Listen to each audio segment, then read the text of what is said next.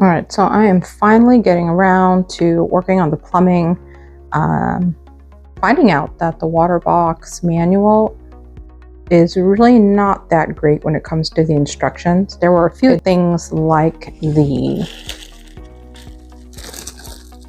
tank plumbing kit that really didn't have too much explanation. Wasn't quite sure what these are all for. Sump, this is my first time ever using a tank that has a sump. So a lot of these plumbing parts are a little over my head. And like for instance, these O-rings that came with the kit. I had no idea where they were supposed to go, and just kind of process of elimination and using some common sense and figuring out that, well, there was only 2 of these O-rings and 2 of the pipes had this size threading.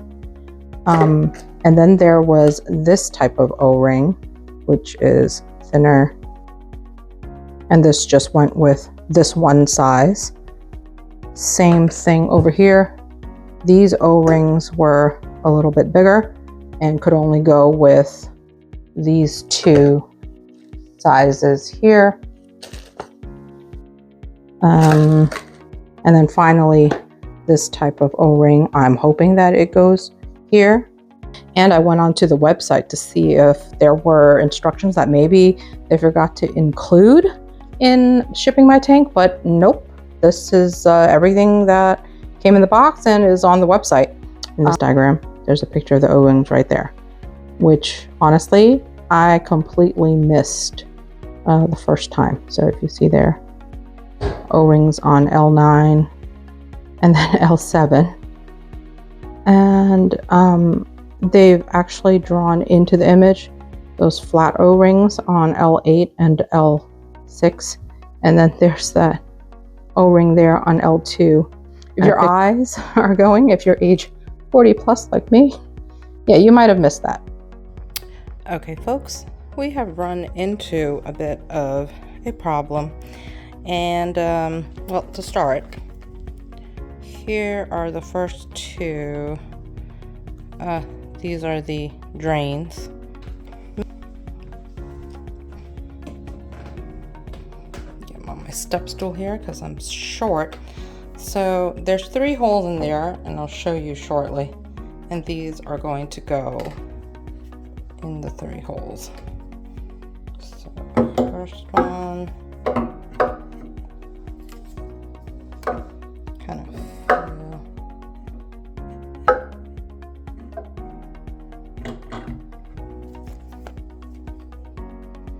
this one. So let me show you the snag that I came across.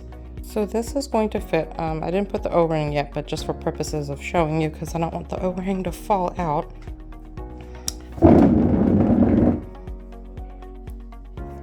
When I had the professional mover come and place the tank on top of the stand, what I didn't was, I don't know if you can see here, but this is the metal frame of the cabinet. And I don't know if you can see, but it is really close right here. It runs right up to the threaded end of the pipe. So there's no way I can screw in the bottom part of this pipe. So yeah, this is a hiccup I had not counted on. So I don't know if you could see, here is the glass tank on top of the cabinet. Now the front of the tank is not quite flush, but I had them put it a little bit more because the tank is larger in width than the cabinet. So if you look at the back here, it hangs off the tank a little bit more than the front, and that'll do it. So I think what I should have done was have the movers put the tank on top so that the back is flush with the cabinet, and that would account for like that 1/2 inch where the metal frame wouldn't run into the problem of me having to, screw in the bottom pipe. So I'm gonna have to wait on this then. I was really counting on this being Memorial Day weekend. Had some time, not much work to do. I was gonna devote to plumbing because found some videos on the Waterbox website that made it look super easy to just plumb, and you could just hand tighten it. I was really excited to do so, but yep. All right, stay tuned. I mean, I'll try to see if I can find some strong folks to maybe help me lift this glass tank and scooch it up a little bit. All right, guys, what I did was install, finally, some under cabinet lighting. They're these adhesive ones, and as you can see, well, yeah, motion detector, motion sensor. So you can actually pull off the light. Like, there's the magnetic adhesive, and it goes on like that, and you take it off and you charge it through the charging port right there. That's the sensor ball. And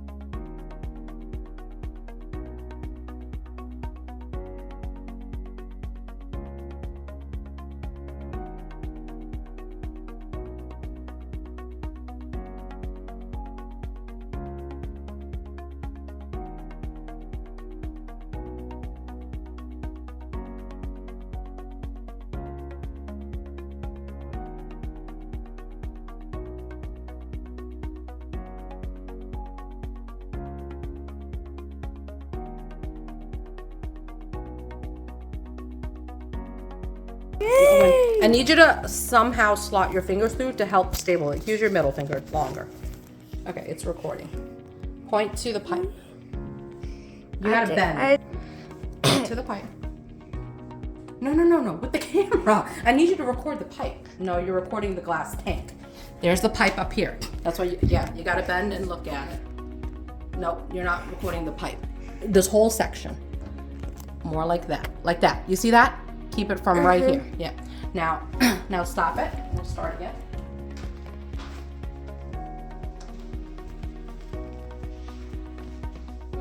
So we're gonna come around to the back side of the tank. I had to move it away from the wall so that I can get behind here and then screw it in. As you can see, I put this one in already. It was a little hard to do one person, so I had to have two people here to do this one. But this one, the thread gets inserted in to one of these three holes. This one is the emergency drain. So this is actually going to go in here like that. And then I'm going to grab the other piece and screw it in from the bottom.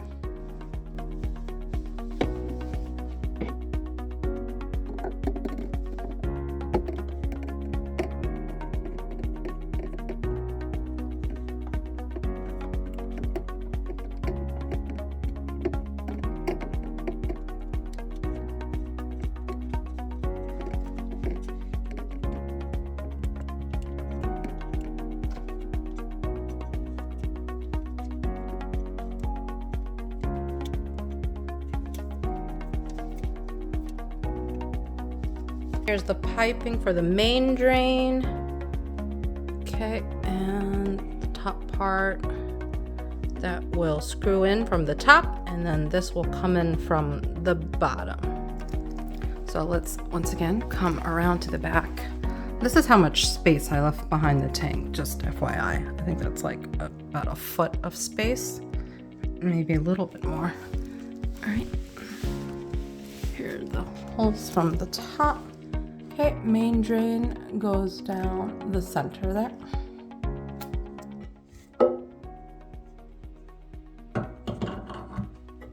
Okay, and then I'll go get the front view so that you all can see. I'll screw it in from here.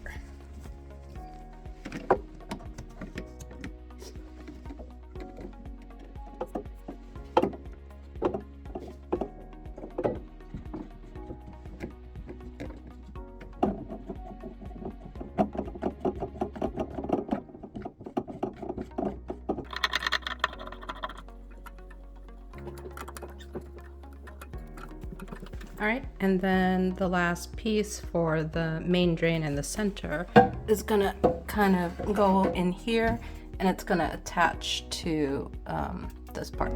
I'll do that in just a second. So that was easy enough. So it just inserted from the inside because you can't get that piece past this narrow section here. So this looks to be this narrow part of the sump, looks to be the drain section of the sump, and I left that cardboard in the background there so you can just kind of see how the sump is divided.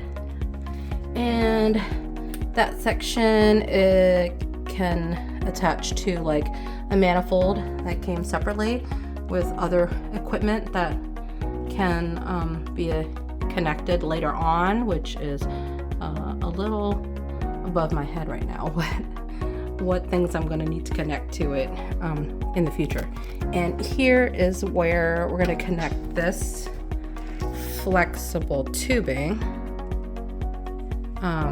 which will go here and then connect to the return pump, which will get housed in here. I've got this piece here, which is going to connect to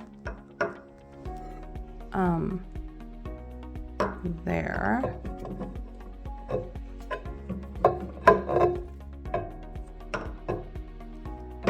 Like that. Gotta figure out how to do that. Okay, so I put this top piece in here. It connects to the return pump line, so it's gonna return through here. And if you see, it is not quite centered. So I'm gonna have to work at this a little bit more, push it down, need some upper arm strength. So to get it aligned, and that's where the nozzle is gonna have to get screwed into here. Same thing on this side.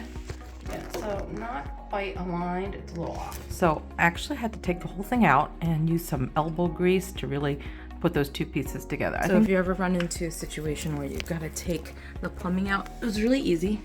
Here is the return line, and you can actually unscrew this, loosen it up, and then take this part, because with this nozzle here, you can't turn the pipe. It was easy to put it in, but harder to take out. So you have to loosen this one. Then you could take this piece apart. There's another piece in there, unscrew that. So I ended up taking the whole thing out.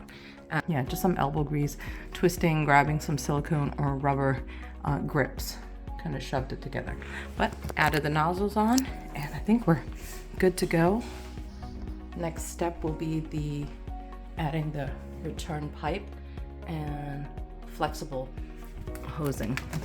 Unboxing the Seashay Syncra 9.0 return pump.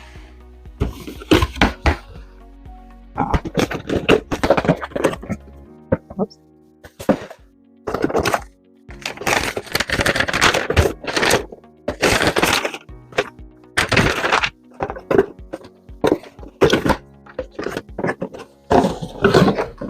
Ooh, heavy.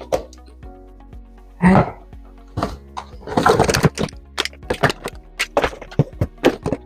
think this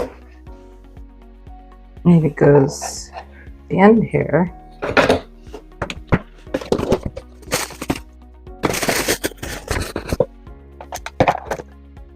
This looks to be the control. I'm not sure where this end goes, but we'll find out. Cable.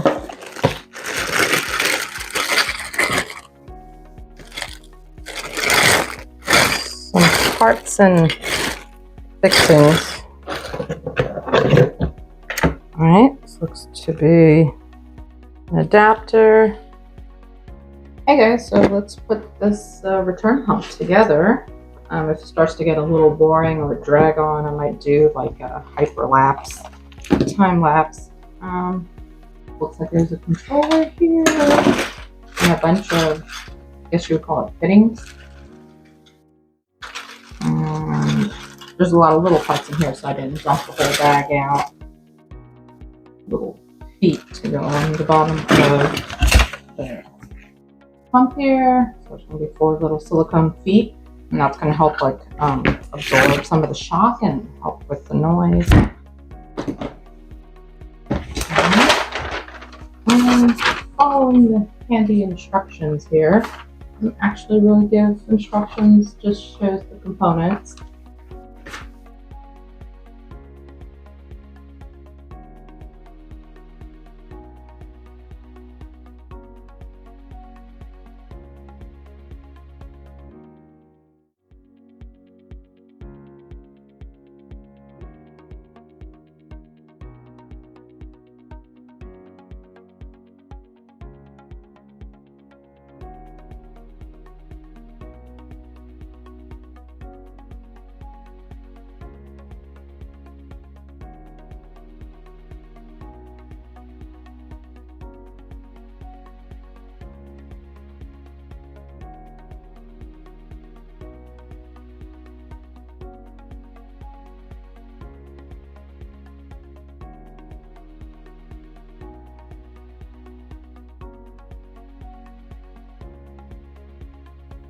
All right, so we figured out how to put the return pump together, and now it's time to take it apart just to know how to do it.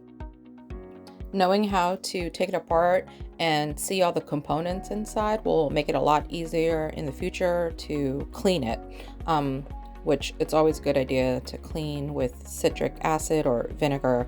And I think I was reading online that it's recommended every 4 to 6 months to take a return pump apart and clean it out, and as well as other pumps. The keen eye will notice that I forgot the second inner O-ring, but don't worry, I do realize it later.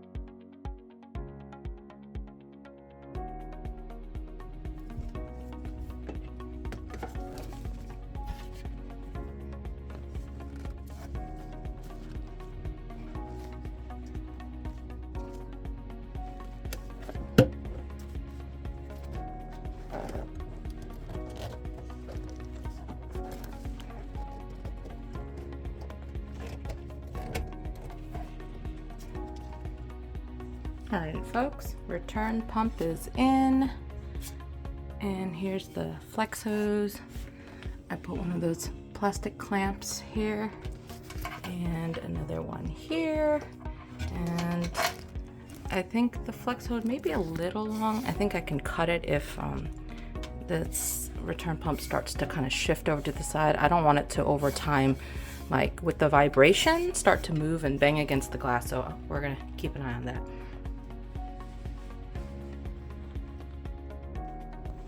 So I was thinking I could probably make this flex hose a little bit shorter because you see how it's kind of like got this like slight S bend here. The only issue is I'm not 100% sure about the sump placement. This is how much of a gap I've got between the glass of the sump and the side wall here, because I'm gonna put like the plugins and such over here, maybe over time like a control panel, so I don't want it to be flush against the wall. So if I needed to eventually scooch it this way, I don't want this flex hook to be too short. So we'll see. And there you have it, folks. Plumbing is complete on the Waterbox Infinia Frag 175. Thanks so much for watching. Please like and subscribe, leave a comment below, and I hope this really helped you out. Don't mind me here just being a nerd posing with my tank. Anyhow, what should we do next? Shall we get some rocks in this baby?